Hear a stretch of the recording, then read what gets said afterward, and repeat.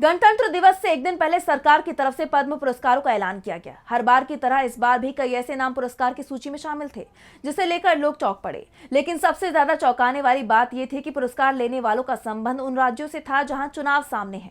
इसे लेकर कांग्रेस ने तीखा तंज भी कसा है और सरकार से सवाल करते हुए कहा है कि क्या किसी भी राज्य के लोगों को उसी साल पद्म पुरस्कार मिलेंगे जिस साल वहां चुनाव होगा। तो क्या है पूरा मामला, जानेंगे इस रिपोर्ट में। गृह मंत्रालय की तरफ से साल 2026 के पद्म पुरस्कारों का ऐलान कर दिया गया है, जिसके बाद से सवाल उठने लगे हैं कि सरकार इन नामों को कैसे चुनती है, क्योंकि अधिकांश पद्म पुरस्कार उन राज्यों के लोगों को दिए गए हैं जहां 1 महीने बाद ही चुनावों का ऐलान होना है। इसके बाद कांग्रेस सांसद कार्ति चिदम्बरम ने तो सरकार से ही सवाल पूछ लिया कि अगर एक देश एक चुनाव का कानून बन जाता है तो सरकार के लिए पद्म पुरस्कार विजेताओं का नाम चुनने में बड़ी परेशानी खड़ी हो जाएगी। कार्ति ने कहा कि अगर वन नेशन वन इलेक्शन होता तो सरकार के लिए पद्म पुरस्कार विजेताओं का चयन करना कितना जटिल होता।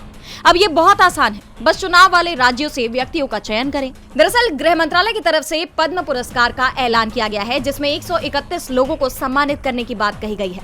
इनमें 5 को पद्म विभूषण, 13 लोगों को पद्म भूषण और 113 लोगों को पद्मश्री पुरस्कार से सम्मानित किया जाएगा। पद्म पुरस्कार पाने वाले लोगों में सबसे ज्यादा 15 लोग महाराष्ट्र से हैं। महाराष्ट्र को लेकर माना जा रहा है कि जिस तरह से बीजेपी और उसके सहयोगियों के बीच टकराव चल रहा है, उसके बाद कहा यह जा रहा है कि इसी साल यहां मध्यावधि चुनाव कराए जा सकते हैं। वहीं दूसरे नंबर पर 13 पुरस्कार के साथ तमिलनाडु है। तीसरे पर पश्चिम बंगाल और उत्तर प्रदेश हैं, जिनके हिस्से 11-11 पुरस्कार आए हैं। तमिलनाडु और पश्चिम बंगाल में तो 1 महीने में ही चुनाव का ऐलान हो सकता है। वहीं उत्तर प्रदेश में भी साल भर में चुनाव का ऐलान हो जाएगा।